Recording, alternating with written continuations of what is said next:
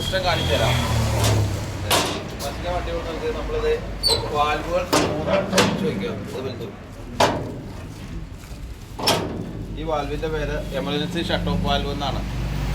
പെട്ടെന്ന് നമുക്ക് എമർജൻസി ഘട്ടം വന്നാൽ സ്റ്റോപ്പ് ചെയ്യേണ്ടി വന്നാൽ അവിടെ പിടിക്കുന്ന നേരം കൊണ്ട് ഇത് തട്ടിയിട്ട് വന്നത്. കമ്പാർട്ട്മെൻറ്റ് 1, കമ്പാർട്ട്മെൻറ്റ് 2, കമ്പാർട്ട്മെൻറ്റ് 3 കമ്പാർട്ട്മെൻറ്റാണ് ഈ വണ്ടിക്ക്. 1 തുടങ്ങണം വലത് സൈഡിൽ നിന്ന്. അപ്പോൾ ഒന്നാമത്തെ നമുക്ക് പെട്ടെന്ന് തട്ടിയിട്ടുണ്ടെങ്കിൽ ഇത് 1 നോക്കുക. വലതുവശത്ത് ഒന്നാമത്തെ തട്ടി. അതിനുശേഷം ഇത് വലിച്ചു വെച്ചതിന് ശേഷം സൈഡിലേക്ക് പോകും.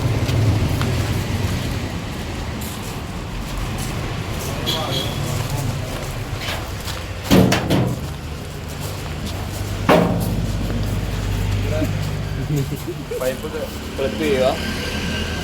പമ്പിലും ഉണ്ടാവും ക്ലിപ്പ് ചെയ്യേണ്ട സ്ഥലം. അങ്ങോട്ട് കണക്ട് ചെയ്യുക. ഈ വാൽവ് തുറക്കുക. അവിടെ വലിച്ചു വെച്ചാലാണ് ഇതിൻ്റെ പ്രൊഡക്റ്റ് വരുള്ളൂ, അല്ലെങ്കിൽ വരില്ല. ഇത് തുറന്നിട്ട് പ്രയോജനമില്ല. ആ വാൽവ് വലിച്ചു വെച്ചാൽ മാത്രമാണ് ഇതിൻ്റെ പ്രൊഡക്റ്റ് പുറത്തേക്ക് വരുള്ളൂ. മനസ്സിലായല്ലോ? അവിടുത്തെ വാൽവില്ലേ എമർജൻസി ഷട്ട് ഓഫ് വാൽവ്, അത് തുറന്നാൽ മാത്രമേ ഇതിൻ്റെ പ്രൊഡക്റ്റ് പുറത്തേക്ക് വരുള്ളൂ. അത് തട്ടിയിട്ട് ഇവിടെ സ്റ്റോപ്പാവും. ഒരു തുള്ളി പോലും പുറത്തേക്ക് വരില്ല. അങ്ങനെയാണ് ഇതിൻ്റെ പ്രത്യേകത. ഇതിനകത്ത് കപ്ലിംഗ് ഉണ്ട്. കപ്ലിംഗ് ഇപ്പോൾ നിലവിലില്ല. കപ്ലിംഗ് പിടിപ്പിച്ച് വേണം നമ്മുടെ വിളിക്കുക. നമ്മുടെ പൈപ്പ് 3 കമ്പനിക്ക് 3 സിസ്റ്റമാണ് കപ്ലിങ്ങിൻ്റെ സിസ്റ്റം. IOCയുടെ സിസ്റ്റം അല്ല BPC സിസ്റ്റം അല്ല HB. കപ്ലിങ്ങിന് മാറ്റമുണ്ട്. IOCയിലൊക്കെ എന്ന് പറഞ്ഞാൽ ഇങ്ങനെ കപ്ലിങ്ങിനെ രീതിയിൽ പ്രസ് ചെയ്യാം. ഇങ്ങനെ പിരിയുള്ള ടൈപ്പ് കപ്ലിങ്ങിന് അൺലോഡിങ് ഹോസ് ഉണ്ട്. നമ്മുടെ ക്ലിപ്പ് ചെയ്യുന്ന ടൈപ്പ് IOCയുടെ. ഞാൻ IOCയിൽ മാത്രമേ വർക്ക് ചെയ്തത്. നമ്മുടെ ക്ലിപ്പ് ചെയ്യുന്ന ടൈപ്പാണ്. മറ്റേ പൈപ്പ് കണ്ടിട്ടുണ്ട്. അതിങ്ങനെ കണക്റ്റായിട്ട് വെച്ചിട്ട് അത് ഇങ്ങനെ പൈപ്പ് കയറ്റി വെച്ചിട്ട് അതിൻ്റെ തുമ്പയിൽ പിരിയുള്ളത് ഇങ്ങനെ കറങ്ങണ വെച്ചതാണ്. അത് ഓക്കെ അതോടെ അങ്ങനെയാണ്. കെമിക്കൽ കൊണ്ടുവന്നാണെങ്കിൽ 3 കൂടി ഒരു ഇതിലോട്ടാക്കി ഒറ്റ ഇതുണ്ടാവും. ടീ കണക്ഷൻ എന്ന് പറയും. ഇവിടെ ഒരു പൈപ്പ് വേണ്ടി പിന്നെ ഇത് 3 കടയും കൂടി ഒരു പൈപ്പിലേക്ക് വേണ്ടി എന്നിട്ട് അതിൻ്റെ തുമ്പറ്റത്ത് ഒറ്റ വാൽവായിട്ട് പിടിക്കും. അപ്പോൾ നമ്മൾ 3 ഓപ്പൺ ചെയ്തിടാം. അപ്പം നമുക്ക് ഇത് മാത്രം ഓപ്പറേറ്റ് ചെയ്താൽ മതി. ഒരെണ്ണം മാത്രം ഓപ്പറേറ്റ് ചെയ്യാം. 3ലും പിടിപ്പിക്കേണ്ട. ഒറ്റെണ്ണത്തിൽ പിടിപ്പിക്കുക. 3 തുറന്നിട്ട് 3 ഒരേ ടൈമിൽ തീരും. ഇനി എന്തെങ്കിലും സംശയം ഉണ്ടായിരിക്കുമല്ലോ? വണ്ടിയുടെ മുകളിൽ കയറി ചെയ്യേണ്ട കാര്യങ്ങൾ കാലിബ്രേഷൻ ടിപ്പ് ഉണ്ട്. അത് നമ്മൾ മുകളിൽ കയറിയിട്ട് കാണിച്ചു. അതിന് മെയിനോളിൻ്റെ അവിടെ 3 തുളയുണ്ട്. ഒന്ന് റോഡ് ചെയ്യുന്ന തുള, മറ്റേതൊന്ന് എയർ പോകുന്ന തുള, വേറെ ചെറിയ തുള. 1 ഇഞ്ചിന്റെ പൈപ്പുള്ള തുളയുണ്ട്. അത് നമ്മൾ ഡിപ്പ് അളവ് നോക്കുന്ന തുള. അത് മെയിനോളിൻ്റെ സെൻറ്ററിലായിരിക്കും. പിന്നെ ഒരു വേറെ പറഞ്ഞുണ്ട് എയർ വിൻഡോ. നമ്മുടെ ഈ ടാങ്കിനകത്ത് ഇത് ഓട്ടത്തിൽ ഇതിനകത്ത് എയർ ഇതാവും. ആ എയർ പുറത്തേക്ക് പോകാൻ വേണ്ടി ഒരു പ്രഷർ പുറത്തേക്ക് പോകാൻ വേണ്ടി ഒരു എയറിൻ്റെ ഒരു സപ്പോർട്ട്. മറ്റേ അത് വേറെ ഉപയോഗമുണ്ട്. അത് ശരിക്കും പറഞ്ഞാൽ അതിന് മേലുള്ള സാധനം ഈയമായിരിക്കും. അല്ലെങ്കിൽ അതിൻ്റെ എയർ ഹോളിൻ്റെ മേളൊരു അടപ്പുണ്ട്. അതിൻ്റെ സെൻറ്ററിൽ ഈയമായിരിക്കും. ഈയുണ്ടായി കഴിഞ്ഞാൽ ടാങ്ക് പൊട്ടിത്തെറിക്കാതിരിക്കാൻ ആ സാധനം ചൂടാകുമ്പോഴത്തേന് ഈയ ഉരുകി പോകും.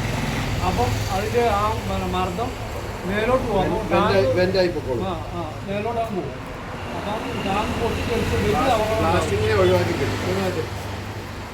എല്ലാവരും അങ്ങനെ നോക്കില്ല. ഇരുമ്പിൻ്റെ അടപ്പും ഒക്കെ ആയിരിക്കും. അപ്പോൾ അങ്ങനെ വരുമ്പോൾ ഇത് വന്നു കഴിഞ്ഞാൽ ടാങ്ക് മൊത്തം ഗ്ലാസ്സാകാനുള്ള സാധ്യത കൂടും. നമ്മളൊരു പമ്പിൽ കൂടെ നിർത്തിയിട്ടുണ്ടെങ്കിൽ അത് തന്നെ മെയിൻ സ്റ്റോപ്പ് വയ്ക്കുക. ഫ്രണ്ടിലും ബാക്കിലും. പിന്നെ എർത്ത് ക്ലിപ്പ് കണക്ട് ചെയ്യുക. വണ്ടി കട്ട് ഓഫ് സ്വിച്ച് ഓഫ് ചെയ്യുക. അതിനുശേഷമാണ് അൺലോഡിങ് തുടങ്ങാമുള്ളൂ. എർത്ത് മസ്റ്റാണ്. എർത്ത് മസ്റ്റായിട്ട് ചെയ്യുക. വീൽ ചോക്ക് വയ്ക്കുക. കട്ട് ഓഫ് സ്വിച്ച് ഓഫ് ചെയ്യുക. എല്ലാ ടാങ്കർ ലോറിക്കും കട്ട് ഓഫ് സ്വിച്ച് ഉണ്ട്. കട്ട് ഓഫ് സ്വിച്ച് ഓഫ് ചെയ്യുക. അതിനുശേഷം അൺലോഡിങ് സ്റ്റാർട്ട് ചെയ്യുക. ആദ്യം മുകളിൽ കയറി നമ്മൾ പമ്പുകാരനെ അളവ് ബോധ്യപ്പെടുത്തി കൊടുക്കുക. അതിനുശേഷം ഡെൻസിറ്റിക്ക് എടുത്ത് കൊടുക്കുക. സാമ്പിൾ എടുത്ത് കൊടുക്കുക. ഡെൻസിറ്റി ഓക്കെ ആണെന്ന് പറഞ്ഞ് നമ്മളിവിടെ കാത്തിരിക്കുക. പമ്പുകാരൻ്റെ നിർദ്ദേശം കിട്ടിയതിന് ശേഷം മാത്രമാണ് നമ്മൾ പ്രൊഡക്റ്റ് ഇറക്കാൻ പറ്റുള്ളൂ. ഒരു വണ്ടിയിൽ നമ്മൾ മിക്സർ ലോഡായിരിക്കും. പെട്രോളും ഉണ്ടാവും, ഡീസലും ഉണ്ടാവും. അപ്പോൾ ആദ്യം തന്നെ ഏതാ ടാങ്കാണ് നമ്മുടെ വണ്ടിയിൽ നമ്മൾ കണക്ട് ചെയ്തേക്കണ പൈപ്പ് പമ്പിൽ കണക്ട് ചെയ്തേക്കണ കറക്റ്റ് ആണോ എന്ന് കൺഫേം ചെയ്യുക. പമ്പുകാരനോട് ചോദിക്കുക കൺഫേം ആണോ. എൻ്റെ വണ്ടിയിൽ ഞാൻ നമ്മൾ കൊടുത്തേക്കണ കറക്റ്റ് ആണെങ്കിൽ പമ്പുകാരൻ്റെ കണക്ട് ചെയ്താണ് കറക്റ്റ് ആണെന്ന് പമ്പുകാരൻ്റെ കൺഫർമേഷൻ കിട്ടണം. അതിന് ശേഷമാണ് നമ്മൾ തുറക്കാൻ പോകുന്നത്.